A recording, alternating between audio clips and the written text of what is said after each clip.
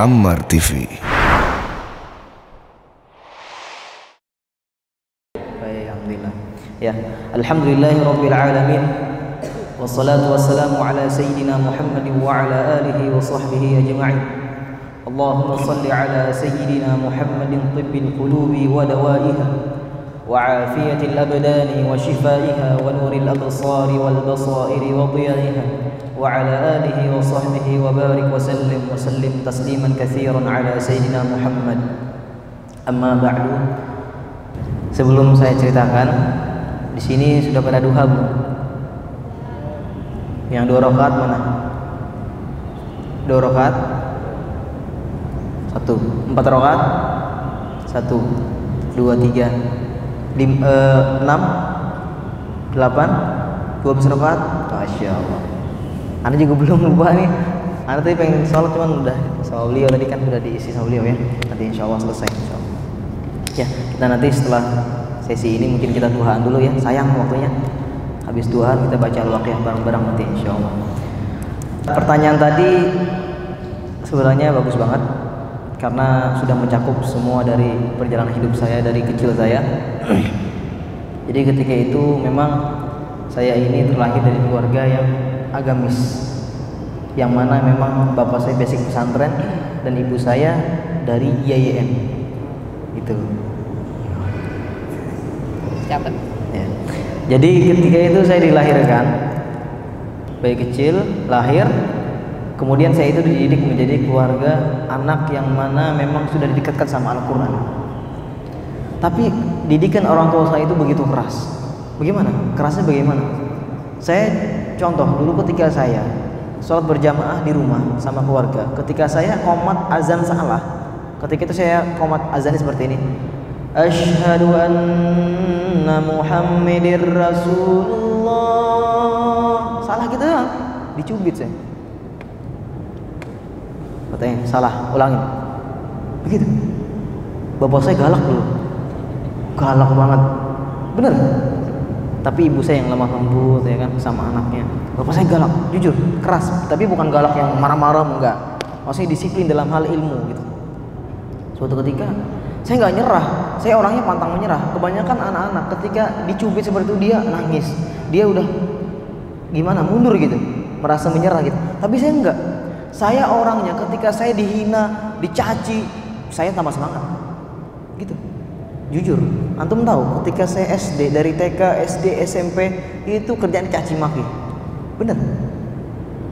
Kerjaan dicaci maki. Tanya teman saya itu di belakang, teman saya seangkatan itu ada di belakang. Banyak pengalaman yang dulunya yang dihinakan, Masya Allah. Tapi Allah, ketika kita sudah sama Al-Quran, maka Allah akan memuliakan engkau. Kenapa? Karena Al-Quranul Al-Karim. Al-Quran itu mulia. Ketika ada seseorang memegang Al-Quran, maka dia otomatis menjadi orang yang mulia. Kenapa? Makanya itu kita sering mendengar ayatnya, la yamassuhu illal mutahharun. Pernah dengar ya? Tidak sekali-kali orang menyentuhnya aja mushaf kecuali dalam keadaan orang yang bersuci.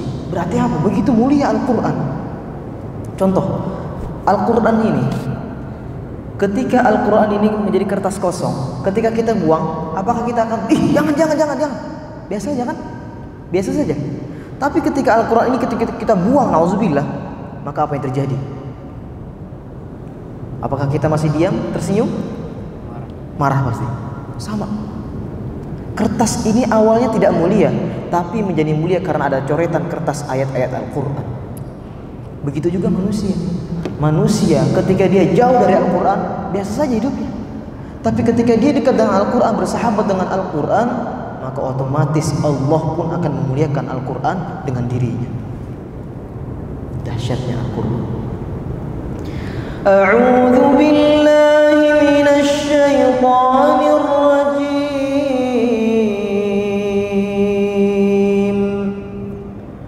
Bismillahirrahmanirrahim.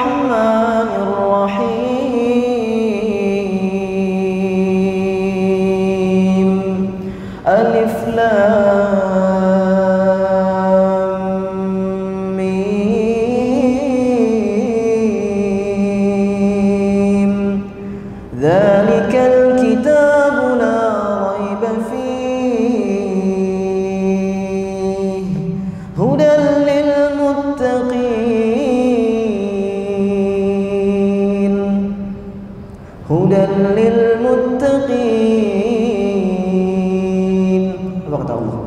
Alif Lam Mim, dzalikal kitab.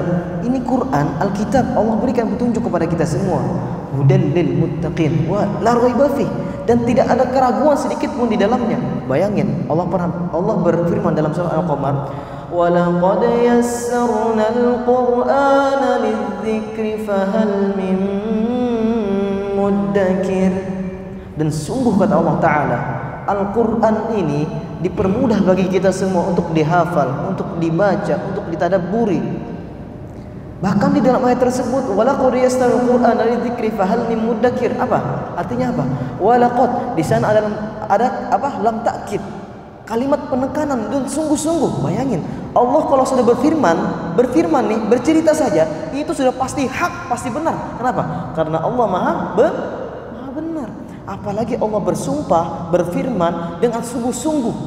Tapi masih banyak fahal mim muddakir, masih banyak di antara kita yang beralasan, nggak ada waktu buat baca Quran, sibuk ngurusin anak, ngurusin kerjaan.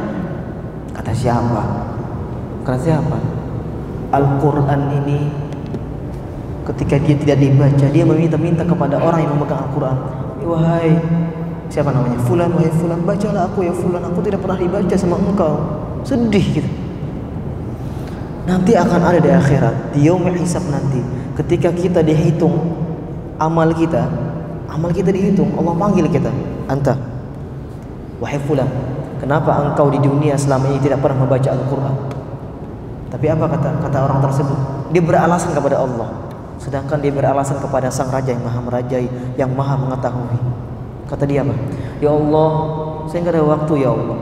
Bohong, kadzabta. Bohong. Kenapa? Iya ya Allah, benar ya Allah. Kamu nggak percaya kalau nggak ada waktu? Oke, saya akan buktikan, kata Allah. Aku akan buktikan kepada engkau. Nih, aku akan datangkan orang yang buta, yang tidak punya penglihatan, yang aku cabut penglihatannya, tapi dia semangat menghafal Al-Quran, tapi dia semangat dalam membaca Al-Quran. Nih, dia datangkan Allah. Ini orangnya. Engkau orang yang sempurna, tapi masih beralasan. Mau ngomong apa ente? Beralasan lagi? Gak mungkin. Nanti akan ada juga orang yang mana dia setiap sholat yang waktu malas ke masjid, melalaikan sholat. Allah datangkan, nih orang yang kakinya nggak ada. Ente mau alasan apa lagi? Dia setiap sholat yang waktu, ketika azan pergi, padahal kakinya nggak ada. Ayo ente mau gimana ente? Masih ada alasan lagi? Jangan. Nih, sekarang gini, teman-teman semua harus dibalik. Al-Quran harus diprioritaskan dalam hidup kita. Jangan sampai di nomor 2-kan, di nomor 3-kan, di nomor 4-kan, ya. Jangan sampai. Ketika kita ada masalah, curhatlah kepada Allah. Lewat apa? Quran ini, kita membaca Al-Quran itu udah berinteraksi kepada Allah Subhanahu wa taala. Kenapa? Al-Quran ini ayat-ayat paling mesra, surat paling mesra di muka bumi ini. Bayangin coba, ketika antum membaca Al-Quran, pernahkah antum merasa bahwasanya ketika antum baca Quran, Allah ada depan kalian semua, memperhatikan engkau, seolah-olah Allah tersenyum melihat ketika kita membaca Al-Quran. A'udzu billahi minasy syaithanir rajim. Allah datang kepada kita, dan Allah mau melihat kita seperti ini, menatap seolah-olah anak yang paling disayang oleh Allah, tersenyum. Bismillahirrahmanirrahim. Kita berinteraksi kepada Allah. Pernah nggak kita merasa seperti itu? Boro-boro anak sekarang, mungkin bukan saya berusuzon, kebanyakan mungkin mereka membaca Al-Quran karena paksaan, karena dorongan, atau mungkin karena mut-mutan aja, angin-anginan, kadang pengen kadang enggak gitu. Ketika pengen buka, ya kan, HP di samping seperti ini, notif nyala, baru baca ta'awudz, udah bagus-bagus tuh ya, Masya Allah. A'udzu billahi minasy syaithanir rajim. Cetung bunyi. Nanti berbunyi. Diambil nih, ditaruh Qur'annya, diambil HP-nya, dibuka HP-nya, dibaca 5 menit. Padahal baca ta'awudz baru beberapa detik. Ya kan? Baru dibaca. Pesannya baru dihayati 5 menit. Belum lagi mikir balasnya kan 10 menit. Taruh lagi nih. Lanjut lagi. Bismillahirrahmanirrahim.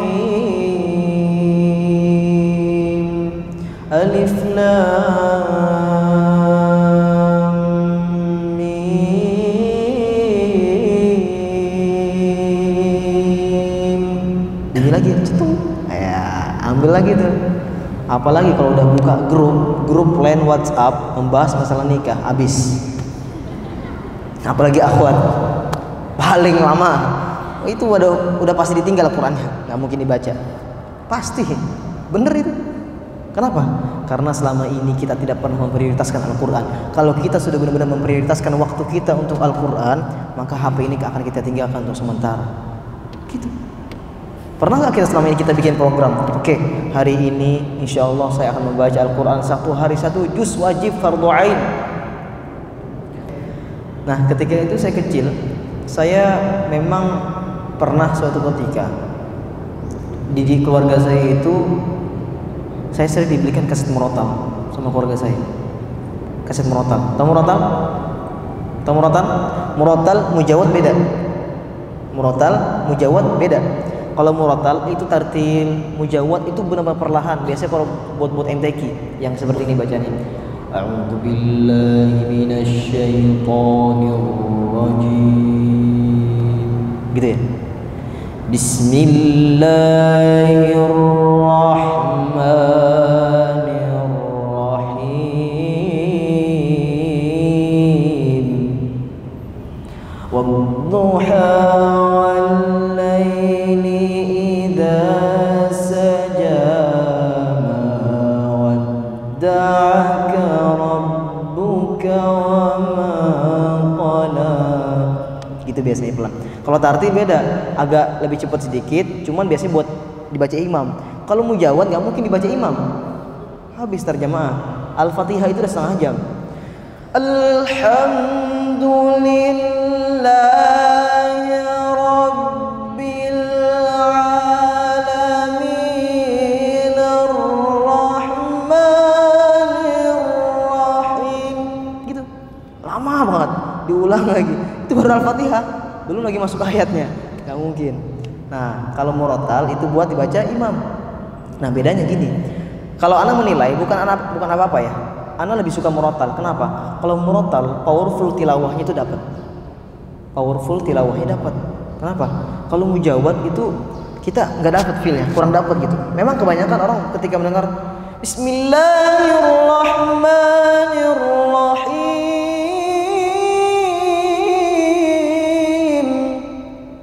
orang euforia, senang, Allah gitu. Tapi ketika mendengar bacaan yang mana tentang ayat kiamat, membaca di murotal, la uqsimu biyaumil qiyamah, beda nggak? Wala uqsimu bin nafsil lawamah. Ketika mendengar seperti itu, beda. Makanya ya, kadang-kadang kalau antum melihat kebanyakan di anak-anak pemuda hijrah Bandung, teman-teman saya, Muzammil, Hasbullah dengan Ibrahim, itu masya Allah di sana ada namanya maqamat learning. Maqamat learning. Di sana kita belajar maqam sekaligus tajwidnya. Jadi anak-anak pemuda-pemuda yang baru hijrah itu mereka diajarkan irama-irama. Ya, jadi banyak irama dalam bacaan Al-Quran itu. Ada iramanya Wayati, ada iramanya Nahawan, Jiharka, Hijaz, Kurdi, Ajam, Soba. Wah, ajib. Kalau kita menguasai salah satu makam itu aja, atau bahkan semuanya, dijamin antum kalau tilawah nggak akan pernah bosan. Iya benar. Coba sekarang ikutin yang ngaji. Contoh kayak gini. Ini nggak tahu irama apa? Irama apa ini ya? Benar. A'udzu billahi minasy syaithanir rajim.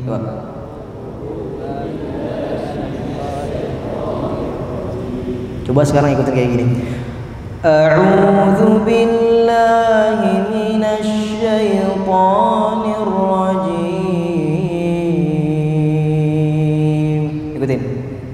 A'udzu billahi minasy syaithanir rajim. Enak gak? Enak. Dan ketika kita membaca itu beda penghayatannya. Antum mungkin gak ngaji, mungkin saja mungkin ada orang mungkin ketika ngaji a'udzubillahi minas, mungkin ingat utang mungkin dia. Tapi beda kalau orang ngaji Bismillahirrahmanirrahim, benar-benar penghayatan khusyuk.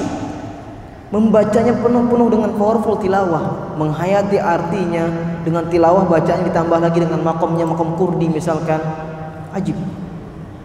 Nah, makanya teman-teman, kebanyakan teman-teman banyak yang nanya nih, Bang, emang bisa Bang belajar makam kayak gitu? Gampang, gampang. Kan saya suaranya nggak bagus Kang. Kata siapa? Semua orang bisa. Anda punya satu teman yang mana dia suaranya tuh agak pas-pasan, bukannya apa-apa, memang pas-pasan, fakta ya, agak pas-pasan. Tapi dia masya Allah berusaha belajar sungguh-sungguh. Apa aja ditanya, Bang ini gimana Bang nadanya Bang, Bang ini gimana Bang. Dia orangnya apa ya, giat gitu, bener-bener gigih gitu, pengen belajar, pengen bisa gitu. Dan apa yang terjadi? Sekarang dia menjadi imam. Gimana tuh? Menjadi imam, qiyamul lail, menjadi imam di mana-mana sekarang. Kenapa? Karena kesungguhannya dia. Dan suaranya masya Allah sekarang, ajib. Pengen belajar? Pengen? Pengen nggak? Pengen. Pengen belajar makom apa? Makom kurdi. Suka banget kayak kurdi. Sekarang kita belajar namanya makom nahawan, ya. Makom nahawan. Makom nahawan ini biasa sering dibawakan oleh Syekh Mishari Rashid Al-Afasi. Beliau adalah salah satu imam di Masjid Al-Kabir di Kuwait. Biasanya beliau membacakan seperti ini, pakai nahawannya. A'udzu billahi minasy syaithanir rajim. Bismillahirrahmanirrahim. Alhamdulillahi rabbil alamin.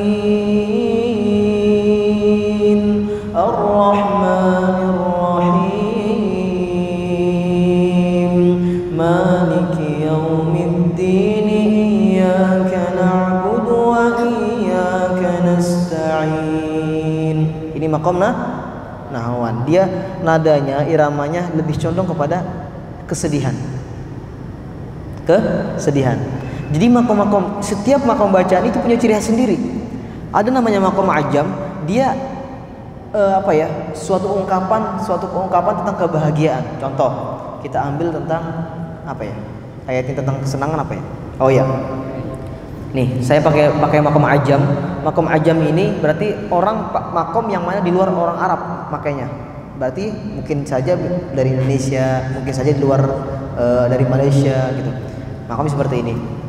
A'udzu billahi minasy syaithanir rajim.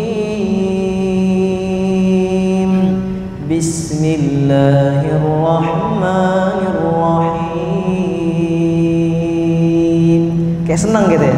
Senang gitu nadanya. Alhamdulillahi rabbil alamin. Ar-Rahmanir Rahim. Maliki yaumiddin.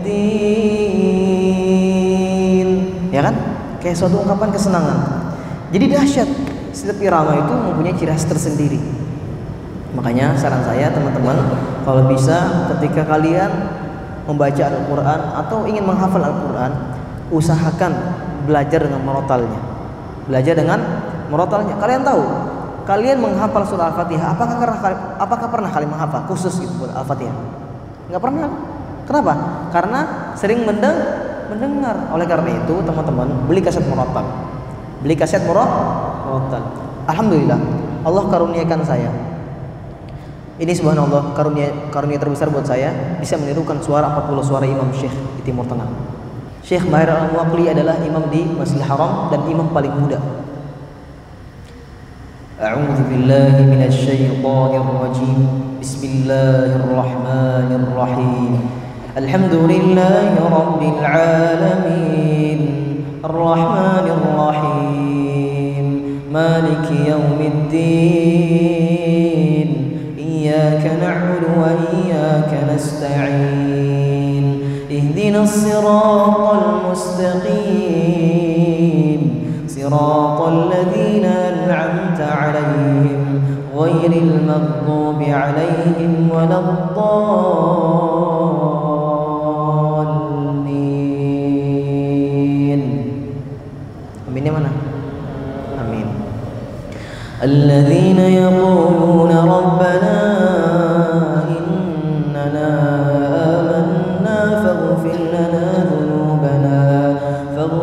لنا ذنوبنا وقنا عذاب النار الصابرين والصادقين والقانتين والمنفقين والمستغفرين بالأسحار. Gitu ya. Yang kedua siapa? Yang lain ada kira-kira? Hah? Muzammil? Ya jangan Muzammil, yang lain, Syekh siapa gitu misalnya. Siapa? Hah? Abdul Rahman Al-Ausi. Ya boleh. Kalau Muzammil biasanya pakai kurdi biasanya. Ar-Rahman gitu ya. 'Allamal Qur'an khalaqal insan. Susah banget. Oke, kita langsung ke Syekh Abdul Rahman Al-Ausi. Gimana ya? Langsung masuk ke surahnya aja ya. Al-Ma'arij. Sa'ala sa'ilun bi'adzabin waqi' lil kafirin laysa lahu dafi' min Allah dzil ma'arij ta'rujul malaikatu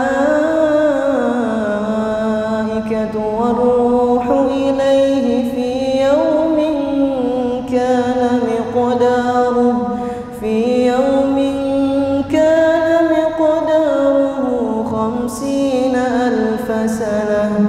فاصبر صبرا جميلا إنهم يرونه بعيدا ونراه قريبا يوم تكون السماء كالمهل وتكون الجبال كالعهن ولا يسأل حميم حميما يبصرونهم يود المجرم لو يفتدي من عذاب يومئذ ببنيه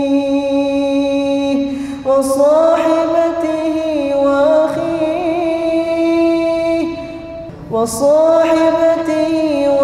وبنيه وفصيلته التي تؤويه ومن في الأرض جميعا ثم ينجيه كلا إنها لظى نزاعة للشوى تدعو من أدبر وتولى وجمع فأوعى إن الإنسان خلق هلوعا إذا مسه الشر جزوعا وإذا مسه الخير منوعا. Gitu ya, kurang lebih seperti itu. Oke, cukup. Itu hanya hiburan saja biar enak dengarnya. Oke, kita lanjut. Ketika masih kecil saya memang sudah ada kemauan untuk masuk pesantren. Dan saya bilang ke orang tua saya, nih Abi, abang pengen masuk pesantren. Ya, akhirnya orang tua saya ngerestuin. Masuklah pesantren ke daerah Bilangan Bogor, namanya pesantren Terpadu Al-Quran Mulia. Di sana saya dididik menjadi seorang yang mana kenal dengan Al-Quran lebih dekat lagi, menjadi seorang penghafal Quran di sana, belajar bahasa Arab di sana, bahasa Inggris di sana, semua formal di sana semua. Dan alhamdulillah saya punya bekal ketika saya pindah ke pesantren Tahfidzul Quran Ustaz Mansur. Di sana saya membawa bekal hafalan 15 juz, dan ketika itu saya pindah mendapatkan beasiswa full ketika itu sampai lulus, yang seharusnya ketika itu uang pangkalnya 35 juta, SPP 1,5 juta, tapi saya gratis. Masya Allah. Ini berkat Al-Quran. Dan nanti insya Allah juga ini berkat Al-Quran juga. Sebenarnya tahun kemarin, Ramadan kemarin saya diundang ke Australia untuk mengimamin full salat Ramadan tarawih di sana 30 hari, dan pindah-pindah kota di Sydney, di Melbourne, di Brisbane, di Canberra, di Perth. Tapi wallahu alam, qadarullah taala, qadarullah masya, ternyata visanya bermasalah. Tapi yang anehnya ternyata visa itu masih proses sekarang. Jadi nggak dibatalkan sama kedutaan. Ternyata ada form aplikasi yang masih kurang diisi. Ya Allah. Kemarin saya baru ke kedutaan, ternyata ada yang kurang. Sampai ketika saya ke kedutaan, orang yang menerima visa itu, Mas, nomornya berapa? Nomor visanya berapa? Nomor apply-nya berapa? Saya kasih. Ketika mereka cek, mereka bingung. Loh, ini udah 8 bulan, Mas. Iya. Terus kenapa, Mbak? Kok lama banget ya, Mbak ya? Nggak keluar sampai sekarang visa. Oh iya, bentar saya cek dulu ya. Oh, ternyata ada aplikasi yang kurang, Mas. Ya Allah ya Karim. Insyaallah nanti Ramadan ini 10 hari pertama umroh, 10 hari kedua nanti di Indonesia insyaallah khusus, 10 hari ketiganya nanti di Australia insyaallah. Doakan. Insyaallah, siapa yang menyusul? Ya. Tapi jangan semata-mata ketika antum menghafal Al-Qur'an, membaca Al-Qur'an mengharapkan dunia, jangan. Kenapa? Kalau antum mengharapkan ridhonya Allah Subhanahu wa taala, maka dunia akan mengikuti kalian. Benar. Dunia itu akan mengikuti kalian otomatis. Tapi ketika antum menghafal Quran tujuannya pengen dipuji orang lain, pengen digelar orang al-hafid, salah. Pengen digelar orang sebagai orang yang mulia, salah, ya.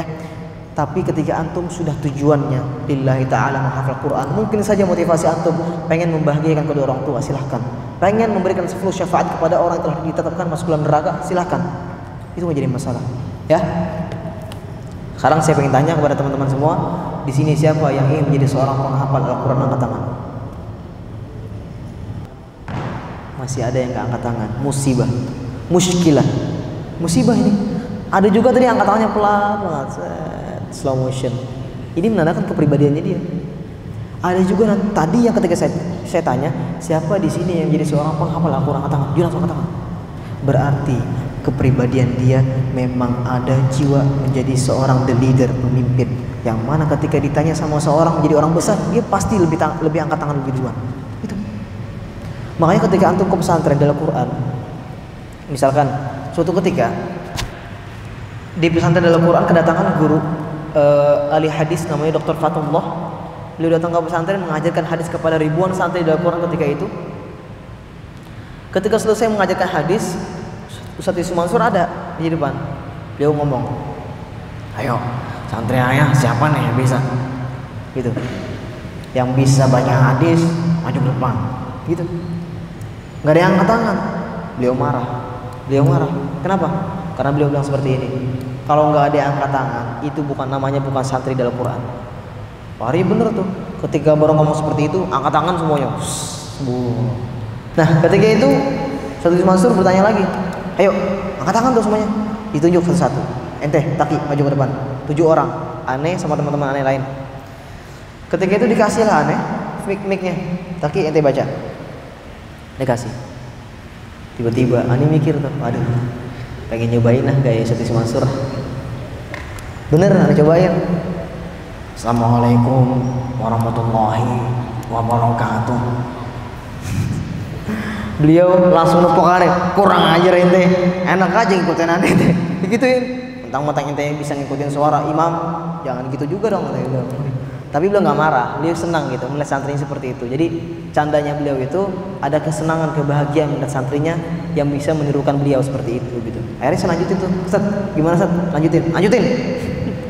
Jadi gini Ustaz, hadis Ustaz, baca sampai selesai. Masya Allah, itu salah satu pengalaman indah ketika di pesantren. Makanya teman-teman merugi sekali ketika teman-teman gak merasakan dunia pesantren itu. Subhanallah. Doakan saya, sekarang saya lagi nulis buku. Nanti insya Allah sebelum Ramadan nanti akan launching bukunya, namanya OTW Hafiz Quran. Itu perjalanan saya dari kayak kecil sampai saya sekarang menjadi seperti ini. Itu saya ceritakan semua di situ insya Allah. Doakan ya, semoga dimudahkan. Ya mungkin cukup sekian, semoga bermanfaat karena terbatasnya waktu. Mungkin next time antum bisa mengundang lagi. Sama Ustaz ya, gitu insyaallah. Jazakallahu khair. Sekarang ada sesi tanya jawab, dipersilakan kepada moderator. Syukur. Oke, siap. Bismillahirrahmanirrahim.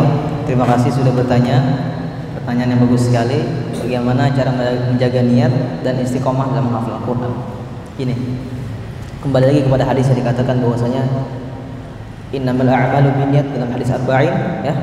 Bahwasannya benar, segala sesuatu memang harus diawali dengan niat yang benar kepada Allah Subhanahu wa taala. Kalau memang awal niat kita dalam menghafal Al-Qur'an memang sudah enggak benar, sudah dipastikan Allah tidak ridho dengan apa yang kita lakukan.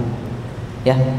Nah, selagi kalian, banyak diantara kalian, teman-teman semua banyak yang nge-DM saya, nge-email saya, Kak, boleh nggak sih kalau saya ngafal Quran, pengen bahagian orang tua? Boleh, silakan, nggak jadi masalah.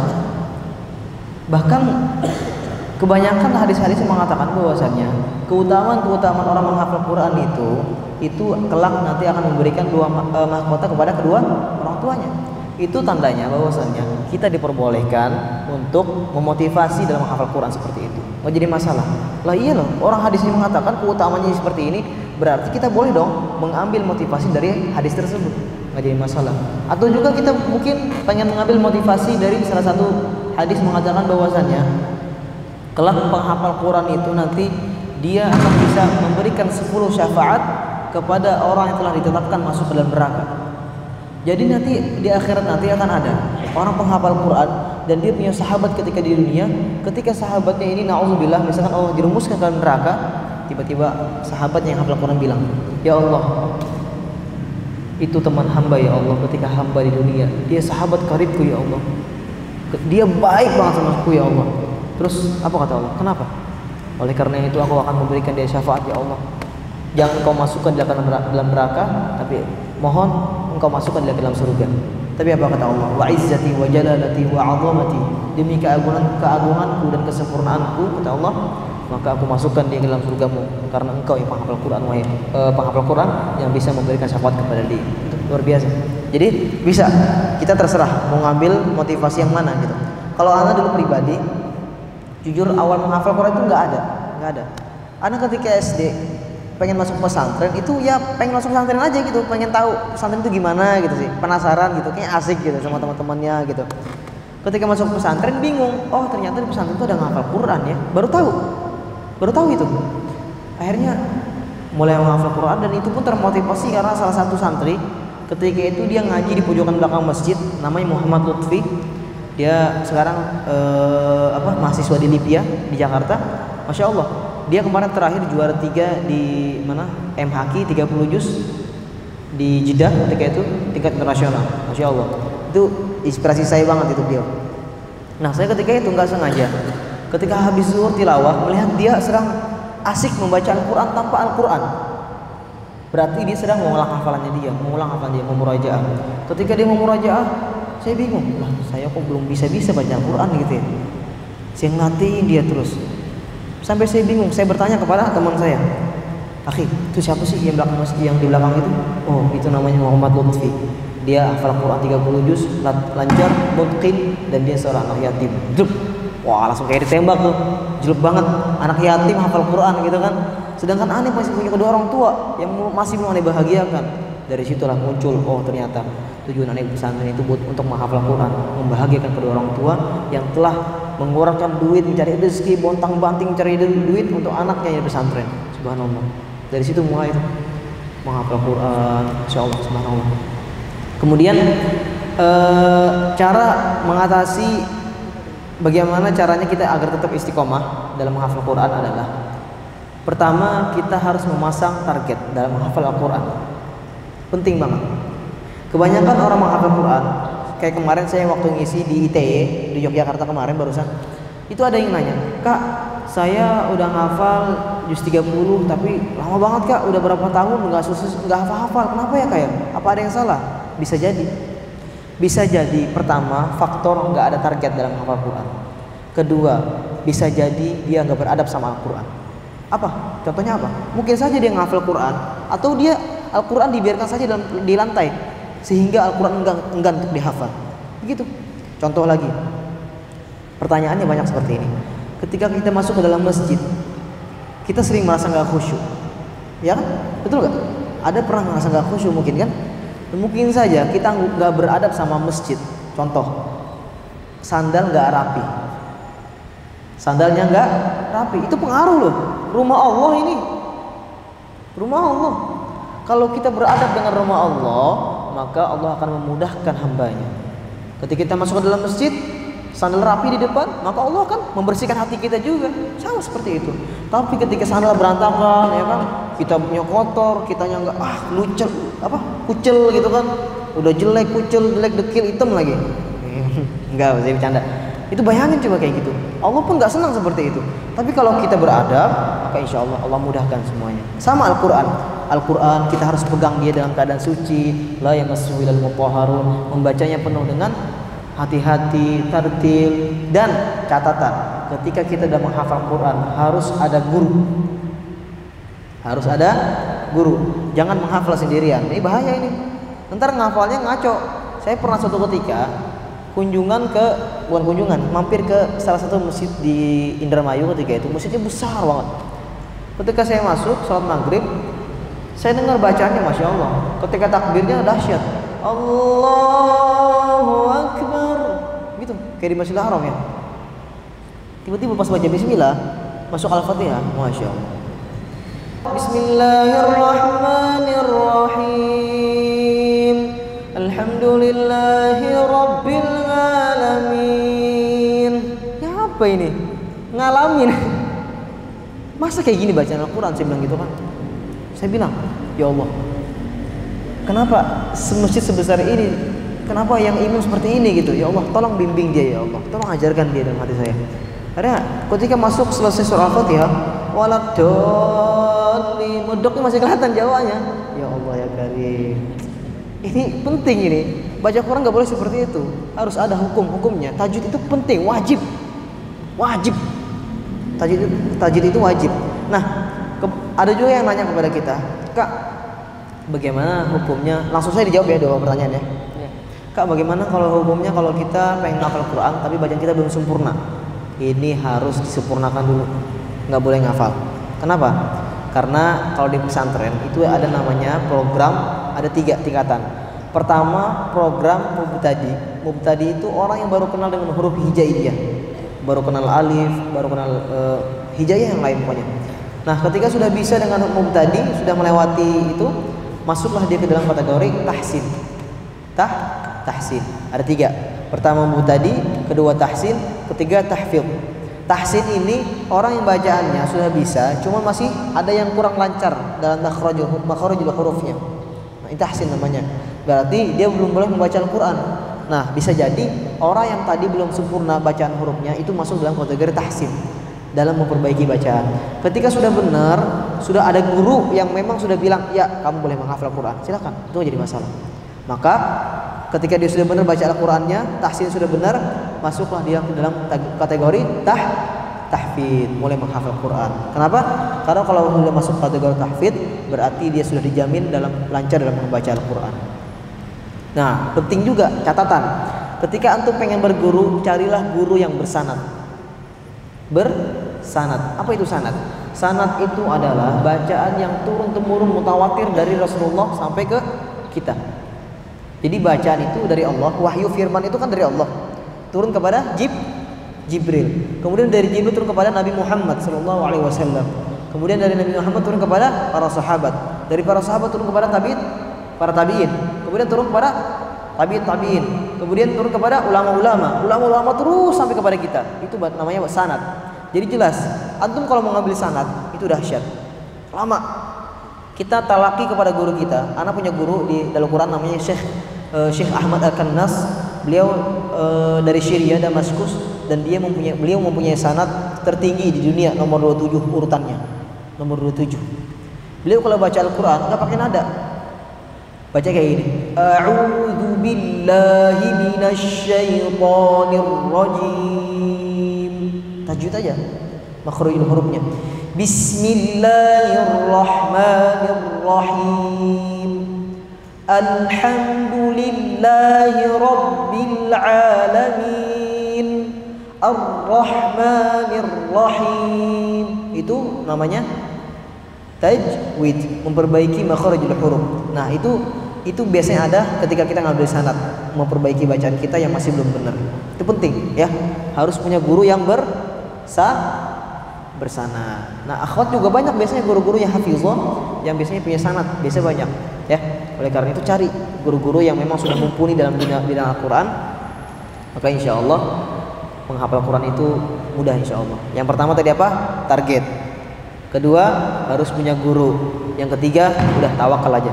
Fa idza azamta fatawakkal 'ala Allah wa kafa billahi wakila. Kalau kita sudah bersungguh-sungguh, tawakal sama Allah, udah dibarengi dengan doa. Benar kata Ustaz tadi. Sebelum kita berusaha, doa dulu sama Allah. Ya Allah, mudahin saya ngafal Quran. Ya Allah, Engkau yang maha memudahkan segala hambanya. Allahumma yassir wa la tu'assir. Allahumma yassir wa la tu'assir. Doa aja kayak gitu.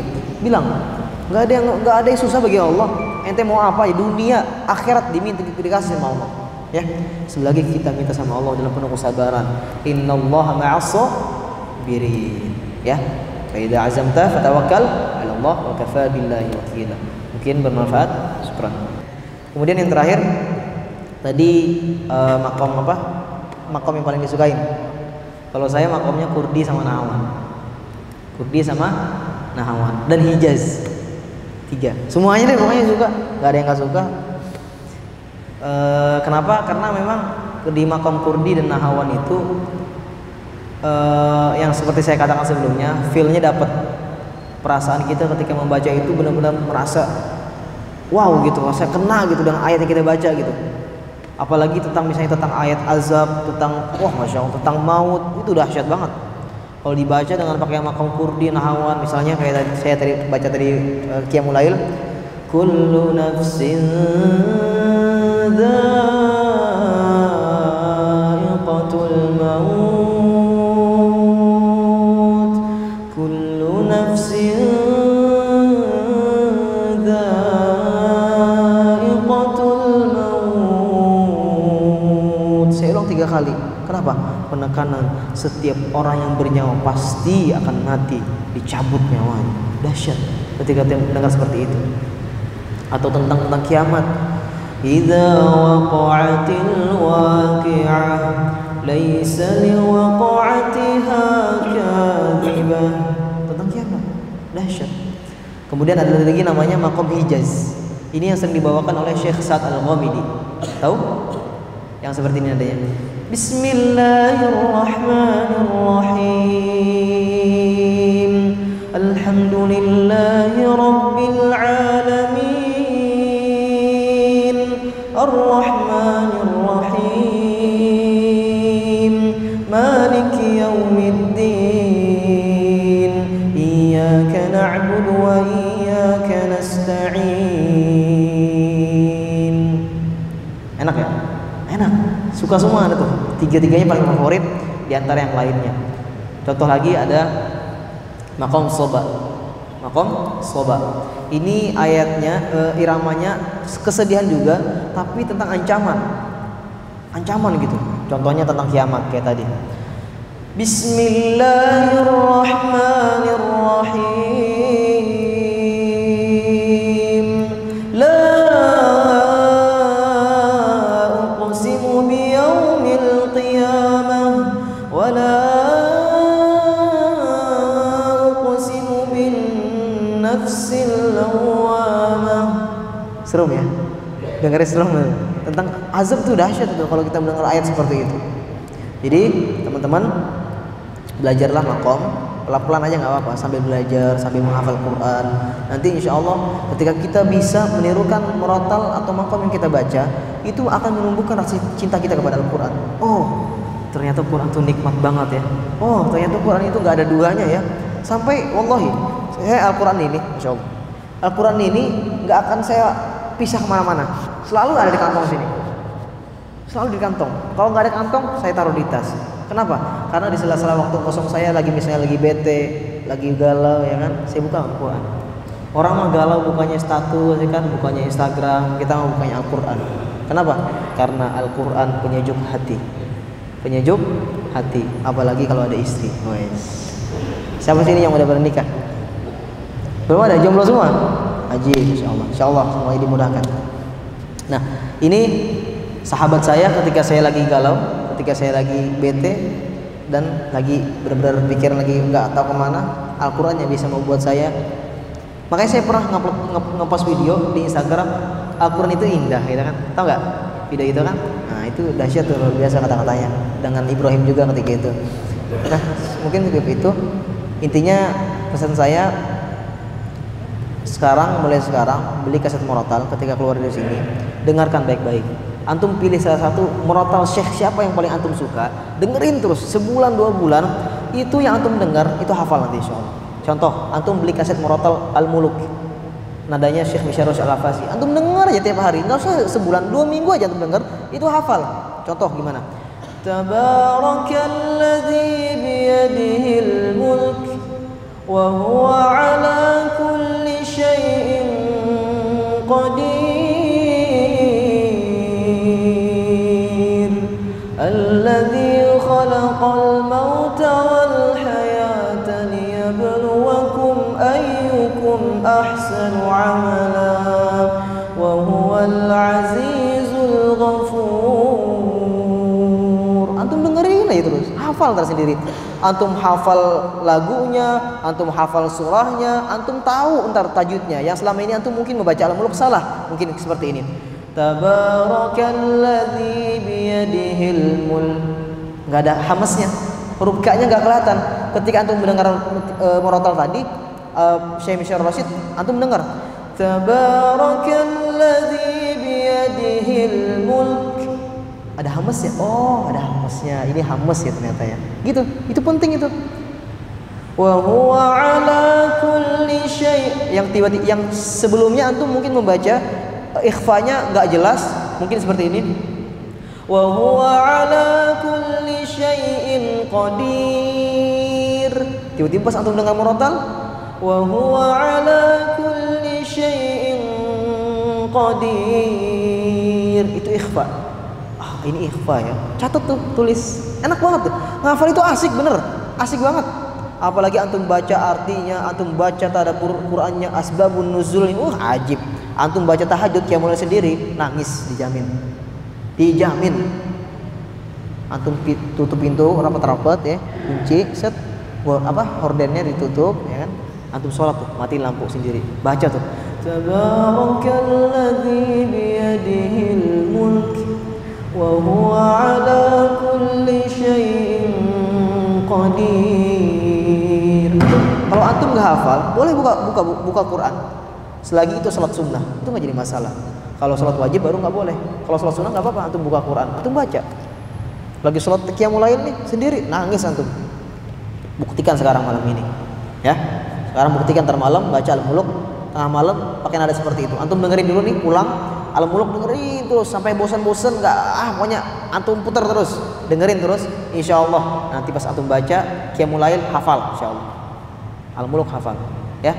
Lanjutin tuh surat-surat yang lain nanti seperti itu, metode seperti itu yang gampang. Yang memang mungkin orang kesibukannya banyak, sela-sela waktunya kosong jarang banget, diisi dengan hal seperti itu, Murattal ya. Mungkin seperti itu ya. Mungkin cukup sekian, semoga bermanfaat. Wa jazakumullahu khairan atas jazaa. Wassalamualaikum warahmatullahi wabarakatuh.